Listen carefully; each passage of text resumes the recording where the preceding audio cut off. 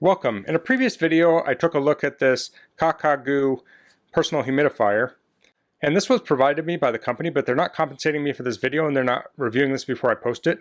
If you're interested in one of these, I'll put a link in the description, and if you use that link, it helps me out a little bit and doesn't cost you anything extra. So in this video, I'm going to talk about cleaning this. So I have the instruction manual here, and it has cleaning and maintenance, and it says you should turn off the humidifier and unplug the power cable. Take out the cotton bar from the humidifier and gently squeeze out the water.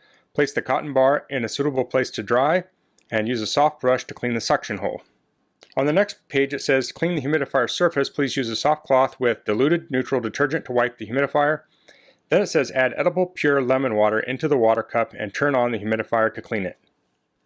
So you can clean the outside with a detergent. On the inside you could probably use a detergent if you need to. And this comes off here. You turn this to open it, and this came with an extra wick also, but the wick comes out. So I'll usually run this under the sink and I'll squeeze it to get the water out. Then I'll put it back in.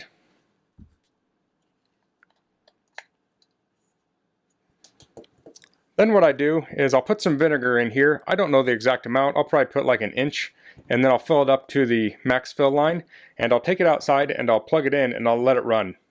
So I'm going to fill this up and then we'll continue outside. Okay, so I have this outside now and I have it plugged into an outlet. And you want to keep it away from anything that's going to be affected by vinegar. So if you have any metal around, you don't want it near that. So since this uses USB, you could hook it up to a power pack and you could put it in the middle of a yard or a driveway or something. It wouldn't be too hard to do. So I put about an inch of vinegar in it. Now I'm going to turn it on to continuous and I'll let that run for a couple hours.